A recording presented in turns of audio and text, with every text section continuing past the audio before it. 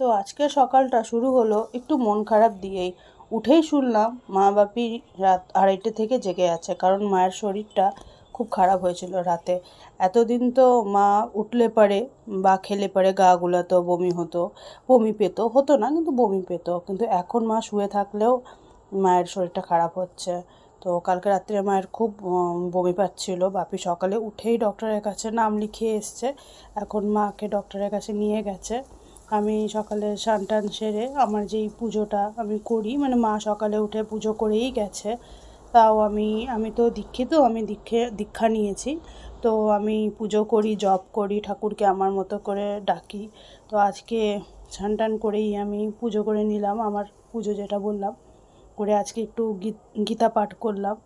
কারণ আমি আগে রোজই গীতা পাঠ করতাম, কিন্তু এখন মাঝে মধ্যে মানে হচ্ছে না, একটু গ্যাপ পড়ে যাচ্ছে, তো আমি ডেলি আর গীতা পাঠ করতে পারছি না।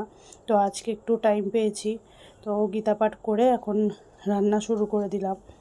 দেখি আজকে কি করি, কারণ মায়ের তো কিছু খেতেই ভালো লাগছে না। আর বাপি আজকে বাজারটাও করতে পারেনি, মাকে ডক্টরের কাছে নিয়ে গেছে বলে।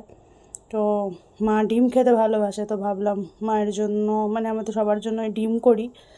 আর বাপির জন্য তো, বাপি তো ভেজিটেরিয়ান, তো বাপির জন্য ভেজ করতে হবে। এখানে আমি করে নিচ্ছি ঝিঙে। আর তোমাদের একটা টিপ দিই, একটা জিনিস শেয়ার করি তোমাদের সাথে। তোমরা কারা কারা জানো আমাকে কমেন্টে জানিও।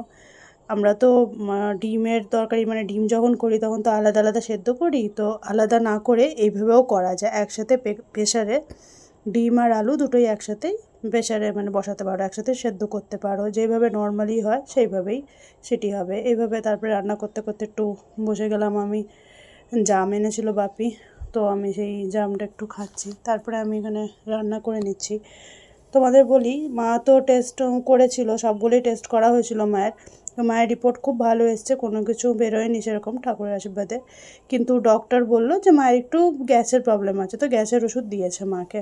কিন্তু তাও মায়ের ওই ওষুধ খেয়েও মায়ের শরীরটা খারাপ হয়েছে কালকে রাতে। তো বাপি দেখা যাক, নিয়ে গেছে, আজকে ডক্টর কি বলে। তারপরে তো আমার রান্না কমপ্লিট হয়ে গেল। এবার মা বাপিও নেই বাড়িতে, আমি কি করব, তো একা বসে বসে এখানে আমি আইসক্রিম খাচ্ছি, কারণ সেদিন মায়ের খুব ইচ্ছে করছিল আইসক্রিম খেতে, তো আমি আইসক্রিম কিনে নিয়ে এসেছিলাম। তো মা আর রোহান খেয়ে নিয়েছিল, আমারটা রাখাই ছিল ফ্রিজে, তো আমি বসে বসে আইসক্রিম খাচ্ছি।